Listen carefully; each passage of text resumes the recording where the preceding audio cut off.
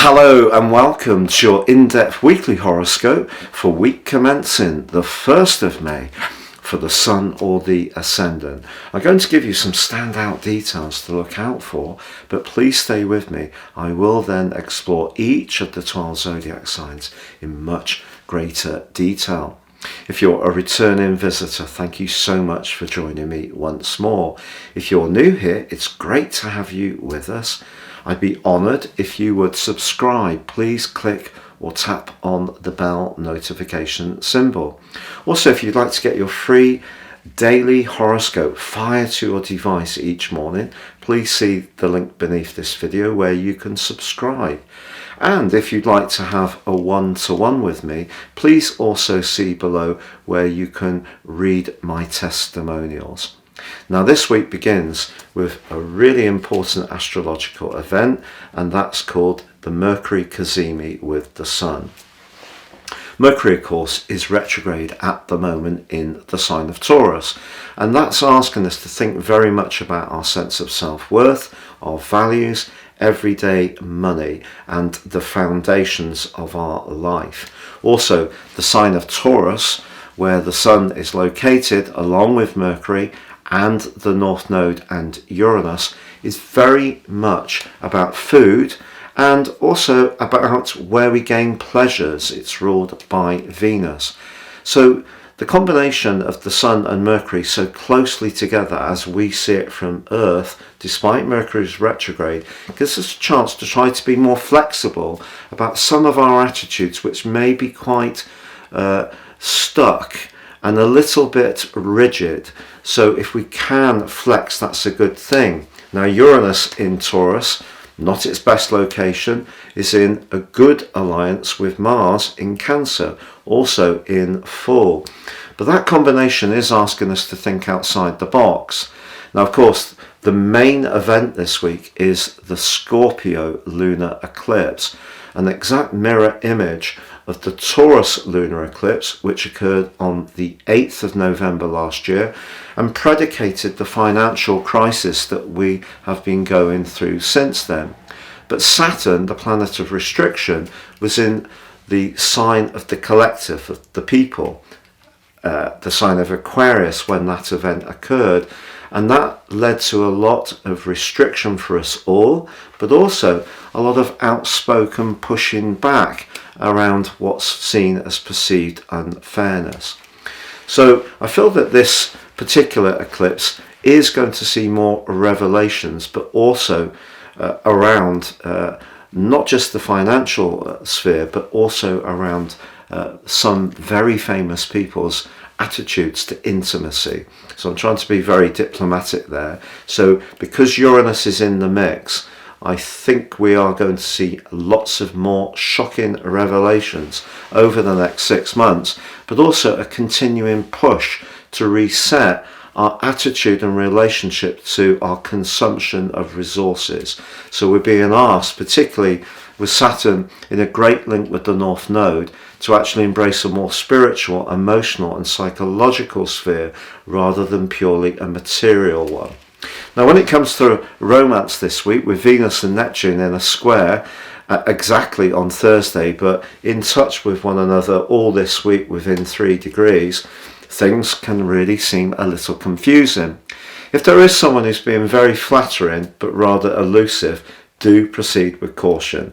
And that's the great thing about this Taurus energy this week, because it's asking us to gravitate towards the things that are really solid, tangible, and give us a sense of security. You know, whether it's making our own food from scratch, growing our own vegetables, going for a nice walk in the country, having a lovely cup of tea with someone we're very fond of. Those solid, secure things can be a great antidote to the swirling mist of Neptune applying to Venus, which can be very flirty, but also very deceptive. So if you do meet someone that you find to be very alluring, do proceed with a degree of caution. But then on Sunday, Venus relocates, joining with Mars in Cancer.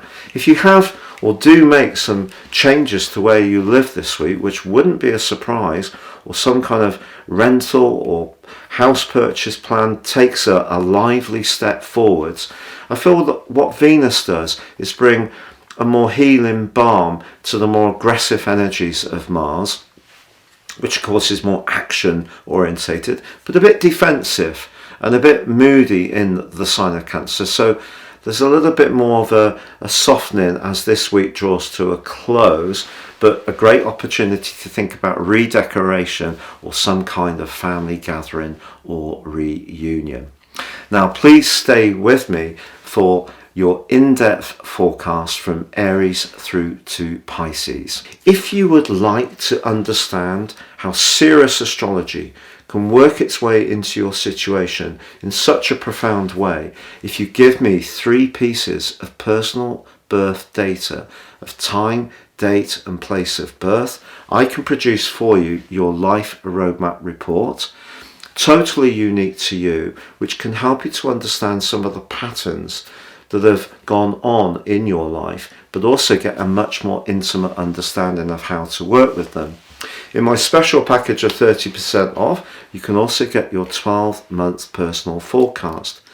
This can give you Syrian insights for the months ahead, but if you don't know your time, my solar package, which I've recently developed, and if you are someone who really enjoys watching your sun forecast, if you don't know your ascendant, because you don't have an exact idea of your time of birth, then these charts can be very, very helpful to you. Again, the same package, 30% off.